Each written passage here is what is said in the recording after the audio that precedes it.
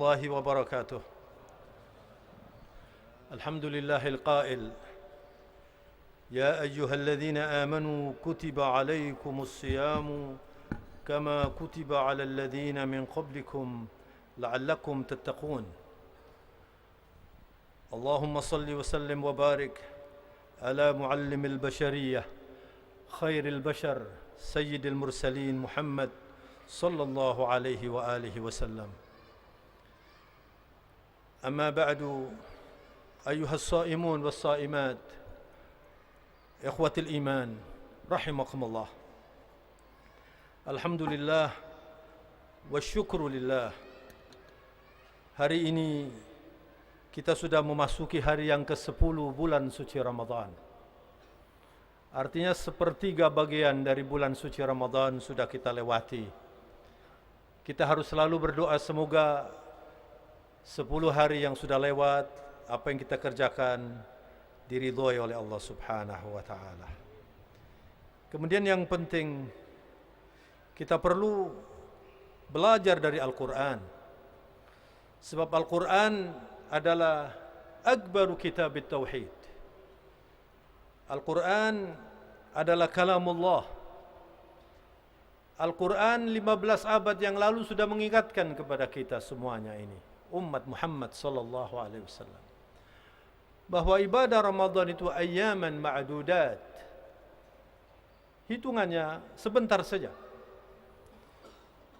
Di dalam percakapan sehari-hari kita sering mendengar begitu cepat waktu berlalu.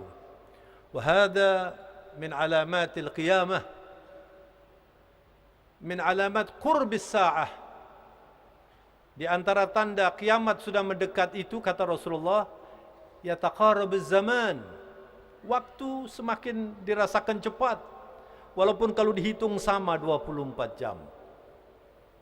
Sehari rasanya sebentar saja, sebulan seperti seminggu.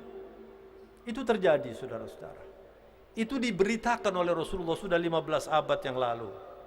Barokah banyak yang sudah diangkat oleh Allah. Illa man rahimallah. Kecuali orang-orang yang diberi rahmat oleh Allah Subhanahu wa taala. Saya menyampaikan ini maksudnya adalah mari kita menghitung cerdas, ya. Jangan disia-siakan Ramadan. Ramadan sangat istimewa. Tidak ada kalimat yang mampu mengungkapkan kehebatan dan keistimewaan Ramadan ini. Syahrul ibadah, syahrul rahmah, syahrul maghfirah, syahrun tu'marul masajid. Masjid-masjid makmur. Coba lihat jamaah malam hari ini begitu banyak. Ini adalah karena barakat Ramadan. Tapi apa semua orang yang sudah melaksanakan qiyamul lail, yang sudah melaksanakan ibadah puasa, lalu bisa mencapai tujuannya la'allakum tattaqun? Jawabannya belum tentu. Kecuali orang yang mengerti. Saudara-saudara, ya. Mengapa banyak orang sholat tetapi tidak serius? Ada orang berpuasa, pokoknya ikut saja. Kenapa sahabat-sahabat Nabi berani ketika diperintahkan oleh Allah, diperintahkan oleh Rasulullah SAW untuk bersedekah? Mereka berlomba bersedekah. Mengapa kita tidak seperti itu? Ada kata kunci yang penting, saudara-saudara, ya. Kalau kita hanya mengerti apa yang diperintahkan oleh Allah dan tidak mengenal siapa yang memerintahkan. Idza kunna na'riful amr wa la na'riful amir, kalau kita hanya mengerti kita diperintahkan salat tapi tidak mengerti siapa itu yang memerintahkan salat itu, salatnya tidak khusyuk. Kita diperintahkan oleh Allah untuk melaksanakan ibadah puasa, sebab puasa itu madarij, ada tingkat-tingkatannya. Ada yang paling banyak shaumul umum, tidak makan, tidak minum saja. Wa kam min shaimin laisa lahu min siyamihi illa al-ju'i wal 'atash. Banyak orang puasa tapi enggak dapat apa-apa. Dia hanya dapat lapar dan dahaga saja. Wa kam min qa'imin laisa lahu min qiyamihi illa sahar wa ta'ab. Banyak orang qiyamul lail tapi tidak dapat apa-apa. Illa sahar wa ta'ab. Kecuali tidak tidur dan capek saja. Siapa yang mengatakan ini? Ustadzul asatidzah Sayyiduna Rasulul Akram Muhammad sallallahu alaihi wasallam. Itu yang mengatakan Rasulullah sallallahu alaihi wasallam. Mengapa itu, saudara-saudara? Mereka tidak mengerti tentang Allah. Kenapa orang-orang yang sholatnya barangkali tidak khusyuk, tapi kalau menghadap pimpinan mereka khusyuk? Banyak karyawan-karyawan kalau sudah dipanggil oleh GM-nya atau pimpinannya datang dengan sopan dan khusyuk, berbicaranya satu persatu. Kalau sholat kemudian tidak khusyuk, karena mereka mengerti siapa yang manggil itu, pimpinannya. Tapi Allah mereka tidak mengerti. Sholat cepat, saya masih melihat banyak orang sholat cepat di masjid ini, sholat sunnah terutama. Tidak bisa orang akan berislam dengan baik kecuali mengerti tentang Islam. Wa asluddin al-ma'rifah. Agama ini memerlukan belajar. Kenapa ada sholat Jumat? Itu untuk studi. Itu adalah acara resmi pendidikan Islam, khususnya untuk kaum pria, supaya umat Islam tidak awam agama. Saudara-saudara ma'asyiral muslimin rahimakumullah, di antara keistimewaan Ramadan ini adalah syahrul infak. Syahrul infak. Kalau orang tidak berlomba untuk berinfak di bulan Ramadan ini, apalagi dia kaya, ini yang dikatakan khaba wa khasir. Itu orang yang rugi dan hampa, tidak dapat apa-apa dari keistimewaan Ramadan ini. Dengarkan saudara-saudara, Rasulullah SAW bersabda, diriwayatkan oleh Ibn Abbas radhiyallahu an fi sahihain. Hadis ini sahih. Kana Rasulullah sallallahu alaihi wasallam ajwadan nas. Rasulullah adalah orang yang paling dermawan. Tangannya selalu terbuka. Ya'ti ata'a man la yakhshal faqah. Rasulullah itu kalau memberi tidak pernah khawatir kehabisan. Kita seringkali kalau memberi berpikir jangan sampai kehabisan. Dipilihkan yang paling, barangkali yang paling tidak mengganggu, yang kita tidak suka begitu diberikan itu. Tidak mulia itu. Rasulullah sallallahu alaihi wasallam ajwadun nas. Wa kana ajwadu ma yakunu fi Ramadan hina yalqahu Jibril. Dan ketika datang Ramadan, Rasulullah sangat-sangat dermawan. Ketika itu Rasulullah setiap malam didatangi oleh Jibril, tadarus bersama. Anda kalau datang ke makam Rasulullah SAW, yang dulunya adalah rumah beliau, di Raudhah, ada pintu namanya Bab Jibril. Itu tempat Jibril datang menghadap Rasulullah SAW. Dan kemudian Jibril membacakan Al-Quran, Rasulullah mendengarkan, bertadarus. Ketika itu adalah bulan suci Ramadan. Dan Rasulullah SAW, wa kana yalqahu fi kulli lailatin min Ramadan fayudarisuhul Quran. Allah. Rasulullah diajari oleh Jibril, dan Jibril diajari oleh Rabbul Izzah. Subhanallah. La haula wa la quwata illa billah. Dari Allah kepada Jibril dan kepada khairil bashar Muhammad sallallahu alaihi wasallam. Kemudian saudara-saudara, Rasulullah menganjurkan kita banyak membaca Al-Quran di bulan Ramadan ini. Karena Ramadan adalah syahrul Quran. Selain itu, Rasulullah sallallahu alaihi wasallam ajwadu bil khairi minar rihil mursalah. Ketika Ramadan, tangan Rasulullah di dalam memberi itu lebih deras dibanding dengan angin yang lewat itu.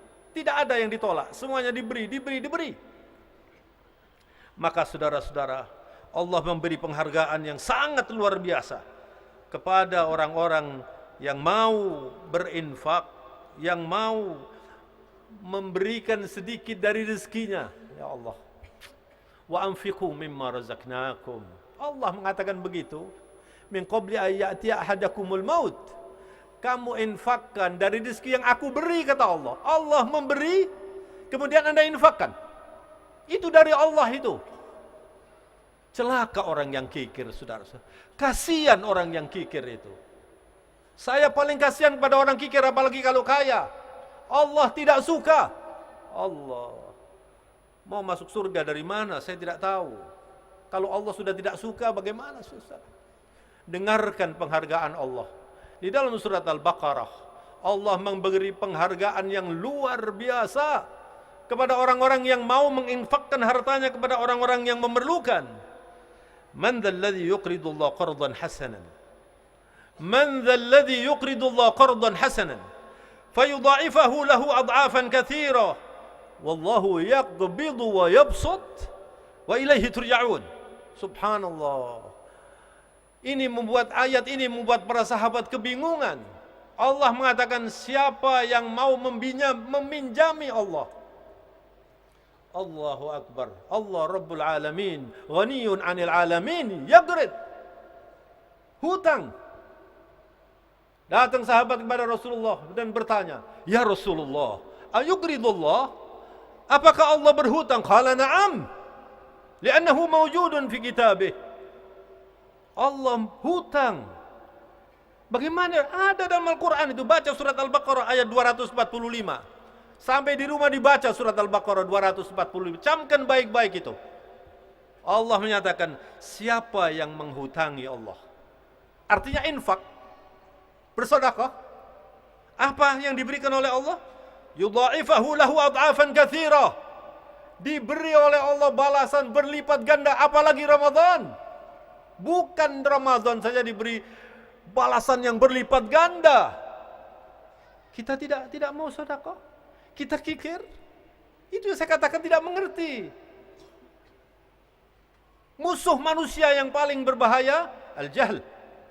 Al-jahl a'da aduwin nas. Kebodohan adalah musuh yang paling memusuhi orang itu. Karena dia bisa melakukan sesuatu yang orang lain tidak bisa. Kejahilan yang ada pada diri orang itu bisa melakukan sesuatu yang orang lain tidak bisa.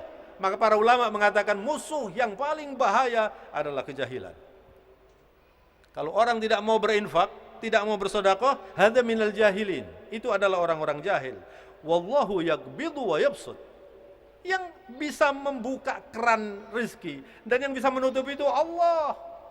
Kalau Anda membuka, dibuka keran Anda nanti oleh Allah lebar-lebar atau banyak sekali, deras. Tapi kalau Anda kikir, dipegang terus begini, uangnya tidak diinfakkan, atau kalau berinfak dari yang tidak disukai, dari sesuatu yang tidak ada harganya lalu diberikan, tidak berani memberi yang punya nilai, karena sifat kikirnya itu. Jangan lupa wa ilaihi turja'un. Kita nanti semuanya kembali kepada Allah Subhanahu wa taala. Oleh karena itu, ma'asyiral muslimin rahimakumullah, baca surat Al-Lail. Baca surat Al-Baqarah ayat 245, kemudian dibuka lagi nanti Al-Qur'an di rumah, surat Al-Lail. Wal-laili idza yaghsha, wan-nahari idza tajalla, wa ma khalaqadz dzakara wal untha, inna sa'yakum lasyatta. Itu 4 kali Allah bersumpah demi malam yang menutup terang benderangnya siang itu, kemudian wal-laili idza yaghsha wan-nahari idza tajalla, kemudian datang lagi siang dan hilang ini malam ini menjadi terang. Wa ma khalaqadz dzakara wal untha, demi ciptaan Allah laki-laki dan wanita. Lalu Allah menyatakan inna sa'yakum lasyatta.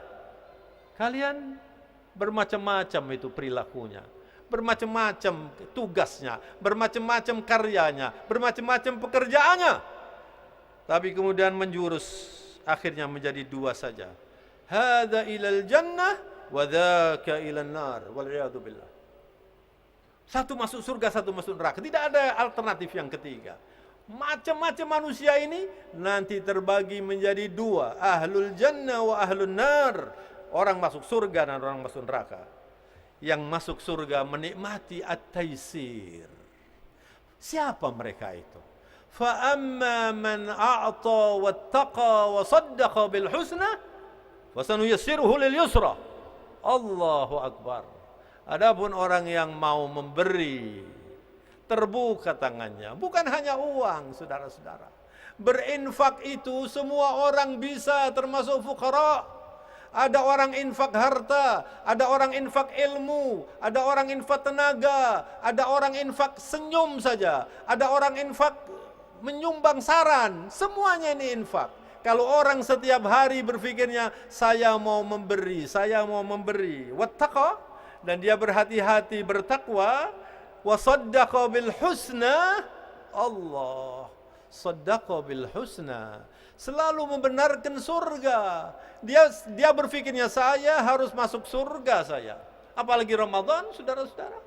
Banyak orang meminta surga, semua orang barangkali meminta surga, tapi tidak semuanya itu mengikuti jalur menuju surga.